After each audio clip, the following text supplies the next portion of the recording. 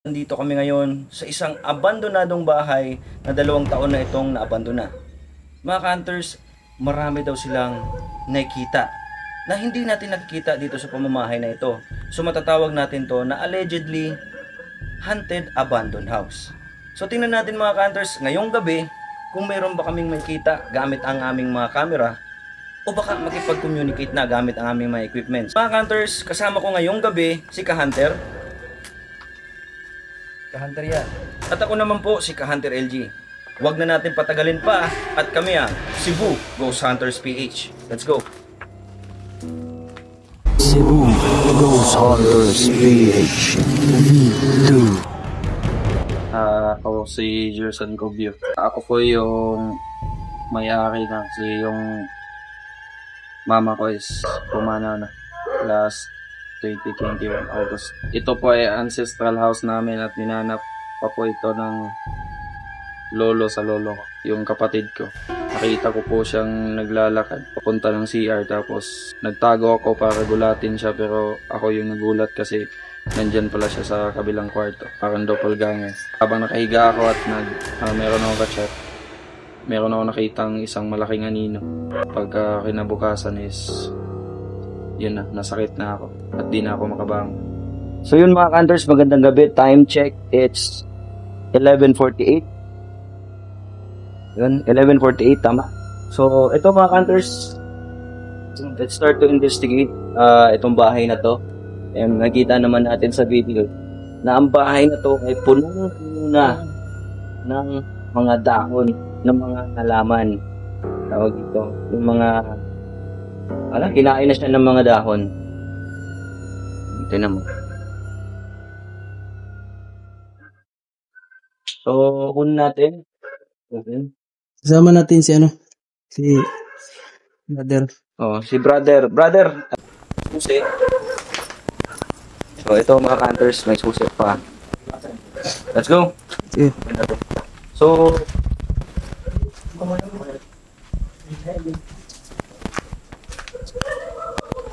ako na lang mag-open. Sige. Kinain na siya ng anay. Luma na, kinain na siya ng anay itong sahig. So dito na yan, ng susi. Ito mga ka-hunter, sobrang delikado na. Kasi parang kinain na ng anay. Yan yung nangyayari sa bahay. Wow. Yun. Tinom. Siri kable. Masud lang dia. Ay, pansay mo turban. Kuhanan. 2 taon na to na nabandona. So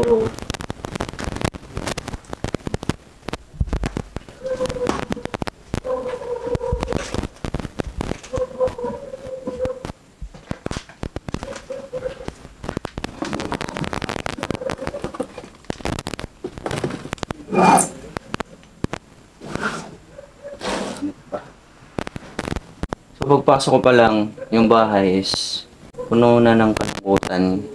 Pero dati yung memory dito, masaya. Maganda yung bahay na to. Talagang pipiliin mo talaga kung saan ka tatapak. Kasi baka makatapak ka na hindi na matibay yung sahig. Mahulog. So may underground to, brother, no? Parang ganun. Ito yung kwarto ng mama mo. Okay, may gabi kita mo, yan, yung sanga ng isang halaman pumasok na sa bintana. No? Pumasok na siya. Gabi, magandang gabi. Emergency light pa, magagamit pa niyo to. Ito yung unang kwarto. Dito may nakapasok siguro na pusa dito. Dito yung underground. 2 kwarto, binubuo. Dito mga hunters, mabigat yung pakiramdam ko dito.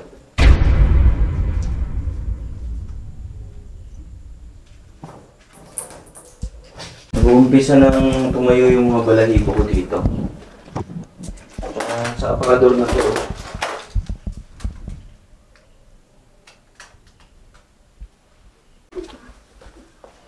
Goosebumps na. Pag ganyan, ibig sabihin, possible may nakatingin lang sa atin. Tapos, sinahayaan na niya tayo na ngayong gabi grabe nila, antik. Bakit kaya tinabunan ng pulang tela? O pwede itong magkulong ng kaluluwa? So, yun mga ka-hunters, after the exploration, check ng mga kwarto-kwarto. So, after nito, we will do the proper investigation na let's try to communicate para mapatunayan natin kung totoo ba yung makausap natin yung nagbigay sa kanya ng sakit o sino pa man ang nandito ngayon meron tayong makausap. So, mamaya. Let's go. So, yan mga hunters, andito na sila bro J. After kasi namin na i-check yung loob ng bahay, so sila yung sumunod, si bro J at saka si Vans 37. Sila yung sunod na nag-check sa loob. So, halika kayo bro. So, may mga katanungan tayo sa kanila. Yan, si Vans 37. Shoutout mo yung page mo bro. Shoutout mo yung page mo. Guys, passport yung channel no. Paano sa Migos Adventure guys. Yun guys. Bro J. Magagaling lang nila Vans 37 tsaka ni bro J sa loob. Pa-shoutout ang page mo brother. Mga bro, paki-subscribe sa aming channel, Bro Jigo Center, and paki-follow sa YouTube, sa Facebook pages ko. Yun mga bro, salamat. Okay, so ito may mga katanungan kami sa inyong dalawa. Saan yung pinakamabigat? Dun sa may banda dun sa may parador, Wow. Ano yung parang iba talaga ang ano ko dun sa... Sabi ko sa kanya, buksan ba? tapos? Wala masama kami nagkuhan. Baka nagkalanganin kang buksan eh. Bakit? Parang binantayan may ano dun, parang may nagbantay. Pabigat doon sa may pakador eh. Tanungin natin yung may-ari. Nagkatugma ba boss? Brother? Ano yung sinabi ko? Sa may pakador, Oo. yung pinakamabigat. Pero may experience ka din dati, di ba? Yung maliit pa yung panganay ko na babae. Saka nakahiga lang kami sa sa higaan, tapos sakay siya sa karang, tumutunog yung karang. At never pa siya nag-try na Hindi pa marunong maglakad yun. hindi pa marunong maglakad. So, gapang lang, gapang. Saka na-shock na lang kami na gumapang nasa gilid na namin Oo. yung bata. So, doon sa karang, Na walang trolley ba yan? Trolley? Sa trolley, parang may kumuha sa kanya sa trolley. Nilagay sa gilid ninyo. kasi yung support sa Oo, dito. sa baba. walis. Parang tumaas. Yung parang may, di ba, pag may kinuha mo yung bata. May tanong ko bro. Sa nung ubos ng kwarto. Underground, yung parang ganun. Parang bigat mo ba no? Oo. Bro, bigat mo. Doon din sa atong kwarto kasi yun dati, tapos nung buhay pa yung mama ko, may nakita siya mga patak ng dugo. Yung sobrang ingay kami, tapos mga kalahating gabi na. Okay. Madaling araw na. Okay, tapos. Sobrang ingay kami, tapos biglang napatay yung electric fan. Hindi naman sira. Di naman siya, until now, ginagamit pa naman namin. Tapos nakasaksak naman siya. Tapos enough namin, 0, 3, ayaw talaga. Tapos biglang sinabi na lang ng partner ko na humingi na lang siya ng patawad. Okay, ng pasensya. Oo. Parang ganun. Kasi maingay kayo. Nantay. Tapos biglang umandar ulit. Ha? After na paghingi ng pasensya, Umandar yung doon sa kwarto, kung saan namin saan ko una naramdaman. Yung pinaka- Hindi niya sinare sa aming tatlo. So kahit siya, Kasi ako, dati, na talaga ako naniniwala sa ganun. Yung mga ganun. until na experience ko na lang. So ngayon, yung mga buhol-buhol na story, natutugma na. So, eto, tapos na tayo mag-connect sa mga na-experience nilang dalawa. Nagtugma. Ito yung witness namin. Hindi namin binayaran to na para sabihin itong gagawin mo ganyan. Siya yung may-ari. In-invite niya kami para maimbestigahan yung bahay. So, nagtugma. So, now, after this checking inside the house, no? Communication na. Try natin kung ano yung nandito sa loob na to. Either demonic, elemental. Tingnan natin gamit yung mga equipments. Let's go. Baka sa baba na tayo kung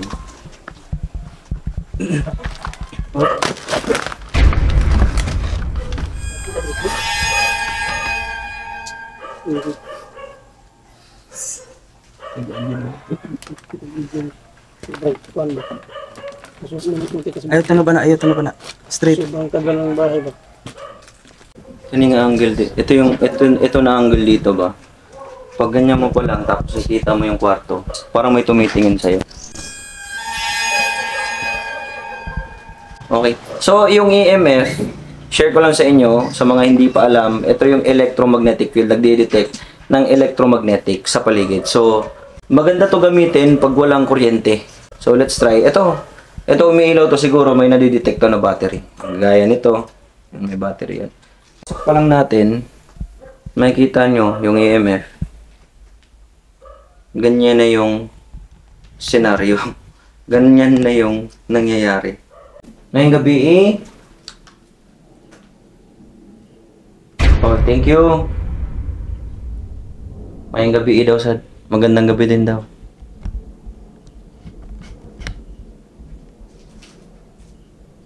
So, tinuod ba nga naay nagpuyo diri nga kwarto? Nga naa nagpuyo aning aparador?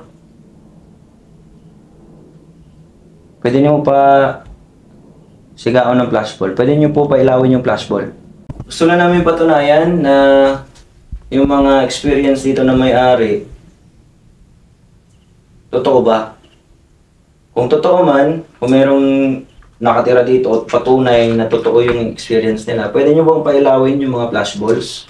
O kahit isa dyan? Pwede nyo pailawin ulit itong mga flash. Wow! Yun.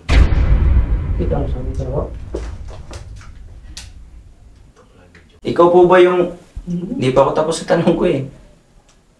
Walang hangin, wala pong hangin mga ka-hunters. So, imposible iilaw yan. So, patunay yan na nandito sila. Sila yung nakatira dito. Elemento po ba kayo? Ikaw ba yung nag-ano ng bata, ng anak ni brother? Naglaro sa bata? Gusto na namin patunayan. O ikaw ba yun? Kung hindi,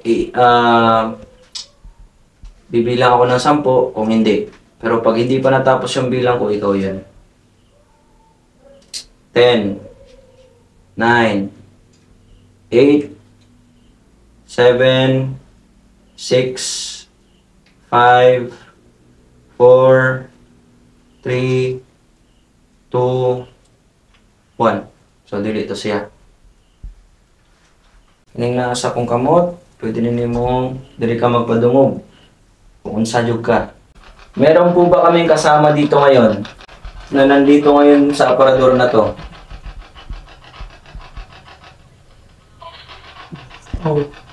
Okay. So, nandito po kayo sa aparador na to?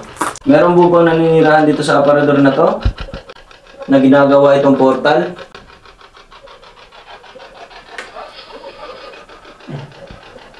Matandang babae.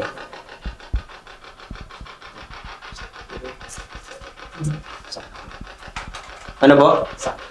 Bakit? Sir, may matandang babae ako narinig. Mga sa nailingan sa itong albularyo. So may albularyo na nakapunta dito? So may albularyo na doon nakapunta dito na nung narinig namin boses sa matandang babae Meron dito. Ito yung ginagawang portal ba ninyo?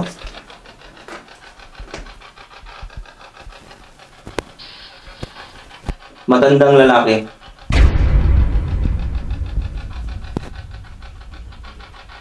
Portal nila to. Nangutana siya. Kung sa may portal. Tagasa mo. Okay. Ako day si LG, si Yan, ang Tagbalay, si Bro J, ug si Michael. Ikaw, unsay pangalan nimo? Or unsay pangalan ninyo? Naamoy pangalan? May pangalan po ba kayo? Kung meron man po, ano po yung pangalan ninyo?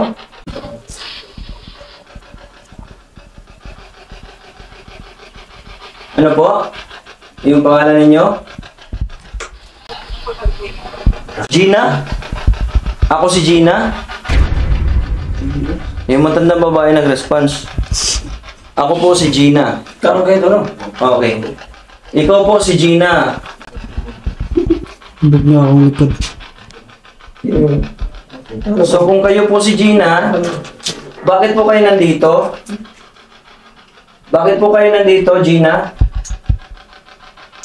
Dito na po ba kayo nakatira dati pa? Gina? Si Gina yung pangalan ng matandang babae. Tama. Okay, si Gina ba itong kausap namin ngayon? Gina, naparito kami para mag-investigate lamang po at makausap namin kayo na patunay na meron po talaga ditong nakatira. Maraming salamat po, Gina. Yung lalaki po, ano po yung pangalan ng lalaki?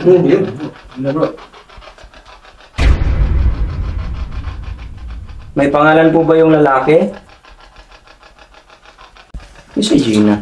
Wala ko kung pero kung ano, itong igsuon sa mama. Virginia. Ang pangalan. Virginia. Buhay pa. Patay na. Ang sa po yung namat yan eh.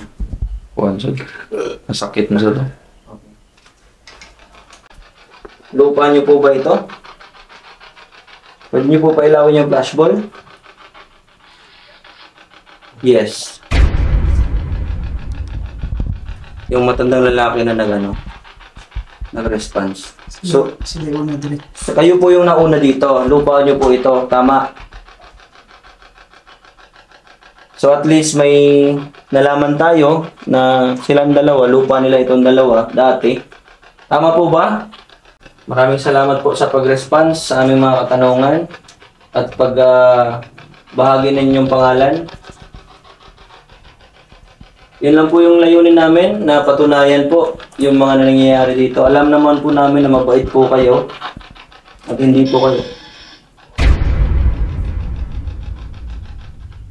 Maraming salamat po. So, ito'y patunay ng mga elemento. Ito sila. Tinatanong natin, mas nagiging clear para sa atin na ito sila is elemental at hindi sila nanggagalaw. O ay gusto lang nila manahimik at manirahan dito ng maayos. Tama din yung mga tanong natin, tama din yung mga response, may mga pangalan, Iyong, Gina, sila ay dito, tapos sinisitsit, yung last na part, ayaw na niya ng maingay. Ayaw na nila na tinatanong sila. Yung ganun. Sabi niya tama na, tahimik na, saba, yung parang ganun. Ayaw na niya. So yun, klaro naman, nag-response. Tsaka, diba, kuha naman ng mga camera natin. So yun, maraming salamat po. Gina at Iyong sa inyong pagbahagi. Hindi lang natin na kung sila ba ay unang nakatira dito o hindi. But I think these are elementals na nandito. Naging portal na nila itong part na to. And kung nakita nyo yung mga sanga, pwede naman siya, yung mga sanga pwede naman dito o doon. But dito, tinan nyo, papunta sa aparador. So may mga connections yan. Kanila to. So maraming salamat po. Alis na po kami. Maraming salamat po. Okay. Thank you po. Maraming salamat po. So, yan. Yan yung mga patunay na kanila to. So, yun po. Maraming salamat po. Ako si LG, si Yan, si Bro J. Kilala ka, bro? Si Jerson. Anong gusto mo sabihin po, sir? Ano lang. Wala lang. Gusto ko lang Gabayan nila. gabayan lang nila lahat at saka hindi lang mag Jagambalay.